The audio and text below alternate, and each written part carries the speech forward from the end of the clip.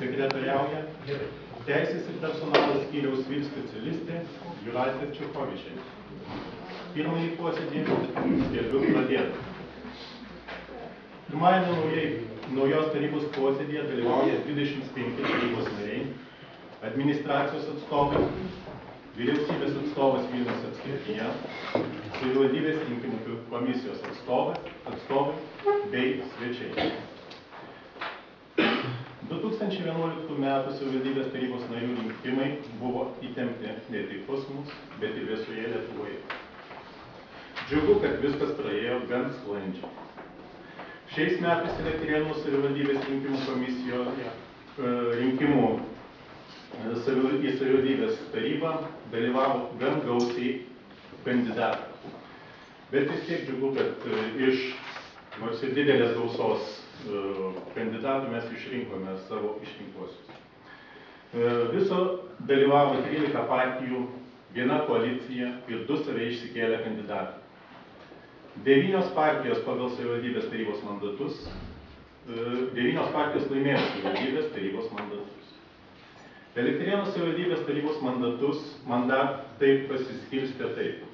5 mandatus laimėjo Liberalų centro sąjunga, 5 mandatus Lietuvos socialdemokratų partija, 3 mandatus laimėjo Darbo partija, 3 mandatus Naujoji sąjunga socialliberalai, 2 mandatus laimėjo Lietuvos valstiečių liaudininkų sąjunga, 2 mandatus laimėjo Tėvynės sąjungos Lietuvos krikščionys demokratai, 2 mandatus laimėjo partija Tvarka ir teisingumas, 2 mandatus laimėjo Krikščionių partija ir 1 mandatą laimėjo Lietuvos centro partija. Su to ir sveikinu. Dabar noriu pakviesti žodį tarti praėjusios kadencijos merą Arvydą Vyšniauską.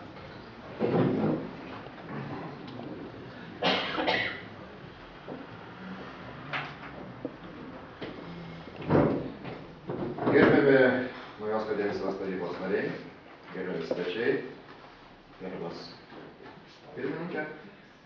Šiandien yra iškili data ir kaip 3 kadencijos meras noriu pasakyti, kad 3 kadencijos savivaldybės taryba, nežiūrint visų sunkumų, nežiūrint visų krizės pasekmių, nežiūrint įvairių politinių vėjų, dirbo stabiliai, dirbo tvarkingai, dirbo sąžiningai ir kartu padarė tikrai daug darbų, kurių ne vieną jūs matote, ne vieną žinote. Ir tikrai džiaugiuosi, kad šios kadencijos, mūsų 3 kadencijos laikotarpyje, prie kurio prisidėjo visi šios kadencijos nariai, tačiau prasidėjo ledo rūmų renovacija ir kiti darbai, kurie tikrai gražins Elektrėnus, mūsų savivaldybę.